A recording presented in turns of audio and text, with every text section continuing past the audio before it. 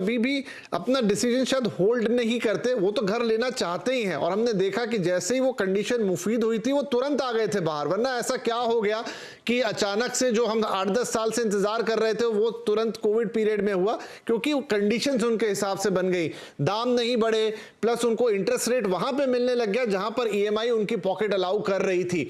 और I think वही शायद चीज है कि वो थोड़ा भी अगर मार्जिनली ऊपर चला जाता है तो वो फिर शायद स्थिति में नहीं रह जाते और मजबूरन उन्हें फेंस पर बैठना पड़ता है। तो जैसा अभी निरंजन सर भी कह रहे थे कि उन्होंने रिक्वेस्ट किया है इंस्टीट्यूशन से, फाइनेंशियल लेंडर से कि भैया आप 1-1.5 साल अगर रख लें, और सही बात है ये इंटरेस्ट रेट फिर से नीचे आ सकते हैं, तो अगर वैसा हो जाएगा तो वो गैप, वो जो चाहिए आपको थोड़ा सा कुशन 1-1.5 साल का मिल सकता है, क्योंकि जितनी तेजी से इंटरेस्ट रेट ऊपर गए शायद उतनी उम्मीद किसी को थी नहीं।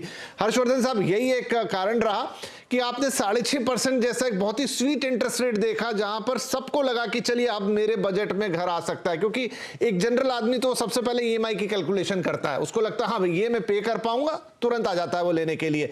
लेकिन जैसे वो कैलकुलेशन ऊपर चढ़ी तो अब उसकी मजबूरी भी हो जाती है कि क्या करें, कैसे करें। उसमें ऐसी स्कीम्स जो निरंजन सर ने बताई वो कारगर हो सकती है।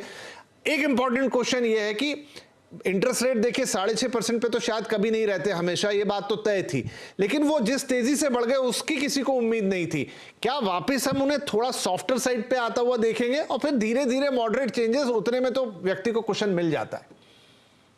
वेल विपिन जी, आपने जो मुद्दा उठाया, जो इंटरेस्ट रेट का आपने जो पॉइंट बताया ना, वो एब्सोल्युटली करेक्ट है। सो अगर हम पहले शुरुआत की तरफ से हम देखें कि एक लेंडर जो बैंक है वो किस बेसिस पे किसी को होम लोन की एलिजिबिलिटी देखता है, तो जो उनकी टेक होम सैलरी है, जो भी इनकम है उनकी, उनका बैंक ये अज्यूम करता है कि 50% तक वो ईएमआई के रूप में दे सकते हैं। तो मान लीजिए कोई इंसान अगर 50,000 रुपए कमा रहा है तो बैंक ये देखती है कि ये 25,000 रुपए तक ये ईएमआई दे सकता है, तो उनकी लोन एलिजिबिलिटी उतनी ही होती है जितनी 25,000 की ईएमआई हो सकती है। अब क्या हुआ है कि इंटरेस्ट रेट जो 6.5% जो बॉटम हिट हुआ था, वहां से अभी ये लगभग 8% तक भी पहुंच गए। 8 से भी कई बैंक हैं जो उससे ज्यादा ब्याज चार्ज करते हैं। तो अब इम्पैक्ट जो आता है, जो पेमेंट का इम्पैक्ट है ईएमआई पे, अगर मान लीजिए किसी ने 50 लाख का लोन लिया था और 20 साल का लोन है, अगर इंटरेस्ट रेट 100 बेसिस पॉइंट बढ़ते हैं, अगर 1 परसेंटेज पॉइंट बढ़ता है, तो ईएमआई का जो इम्पैक्ट है वो करीबन 2,500 से 3,000 रुपया बढ़ जाता है। तो ये एक इम्पैक्ट है कि आपकी जो आउटफ्लो है वो बढ़ गया। और दूसरा, जो हम इन्फ्लेशन का माहौल देख रहे हैं कि महंगाई बढ़ी हुई है for all day to day expenses, अगर आप घर खर्च की बात करें तो महंगाई बढ़ रही है, तो वहां भी कैश फ्लो में बहुत ज्यादा असर आया। और इसी कारण से आप देखेंगे जो फेंसिटर्स की हम बात कर रहे हैं कि भाई वो अभी प्लंज नहीं ले रहे हैं कि भाई जाके हम खरीद लें। अब ये जो आपने सवाल पूछा कि इंटरेस्ट रेट जिस हिसाब से बढ़े हैं, वो तो तुरंत बैंक्स ने बोरोवर्स पे पास ऑन कर दिया, लेकिन हिस्ट्री गवाह है कि जब भी इंटरेस्ट रेट घटते हैं, मान लीजिए अगर शार्प फॉल भी आता है, तो बैंक्स ने ये इंटरेस्ट रेट का गिरने का जो फायदा है वो बोरोवर्स पे, जिन्होंने लोन ले रखा है, उनको फायदा तुरंत नहीं देते हैं। ये इनफैक्ट एक बहुत ही पेरिनियल प्रॉब्लम है जो हमने देखा है कि अगर एक बोरोवर को पता चलता है कि ब्याज दरें गिरी हुई है और फ्लोटिंग रेट पे भी है, तो उन्हें बैंक को स्पेसिफिकली एप्लीकेशन देकर रिमाइंड करना पड़ता है कि हमारा भी इंटरेस्ट, हमारा भी ईएमआई आप घटाएं। तो मेरा मानना यह है कि जितना भी हम थ्योरी में बात करें कि इंटरेस्ट रेट घट रहा है तो उसका फायदा वापस बोरोवर्स को मिलेगा, वो इम्पैक्ट और वो ट्रांजिशन आते हुए बहुत ज्यादा टाइम लगता है। तो आएगा यस, बट कितना जल्दी, कितना इफेक्टिवली और कितना पास ऑन किया जाएगा, वो एक सवाल हमेशा रहता है। जी, तो निरंजन जी, इस पर आपकी क्या राय रहेगी? क्या मतलब, देखिए बैंक्स के लिए भी ये बहुत अच्छा हो रहा था कि उनके इतने बढ़िया लोन ऑफटेक हो रहे थे, उन्होंने भी ये टाइम बहुत वक्त से नहीं देखा था जितना बढ़िया उनको पिछले 1.5-2 साल में मिला। तो कहीं भी अगर उनको गुंजाइश होगी कि वो कम से कम अपना जो होम लोन पोर्टफोलियो है वहां पर अगर थोड़े रेट सॉफन कर दें, अगर आरबीआई करता है तो वो फिर अपने ग्राहकों को ज्यादा वॉल्यूम करके वहां से कुछ करने की कोशिश करेंगे। क्या अप्रोच रहेगी बैंक्स की? विपिन जी, आपको ये भी पता होगा कि लगभग ओवरऑल जो लेंडिंग रहा है अगले 6 महीने में, banks, financial institution home loan segment में लगभग 20% की तरक्की हुई है।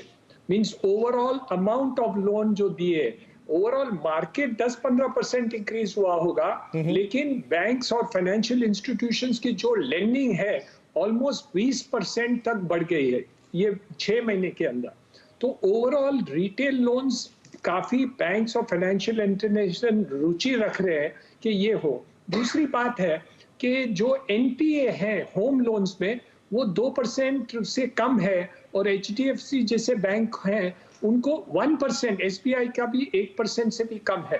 तो वो भी चाहते हैं कि हम होम लोन्स, रिटेल लोन्स के पोर्टफोलियो को बढ़ा दें और इसलिए मैं समझता हूं कि जो हम सुझाव दे रहे हैं कि और ईएमआई शॉर्ट पीरियड के लिए कम हो तो वो डेफिनेटली यूज करेंगे दोनों बातों के लिए, क्योंकि उनको फायदामंद ये है कि वो ये पोर्टफोलियो बढ़ा सकेंगे। नंबर 2, उनके एनपीए कम है, क्योंकि आप दूसरे कोई भी सेक्टर देखें जो बैंक्स और फाइनेंशियल इंस्टीट्यूशन लेंडिंग करते हैं वहां एनपीए सब 10%, 5%, 10%, 15% तक है, लेकिन होम लोन्स में ये शिकायत नहीं होती।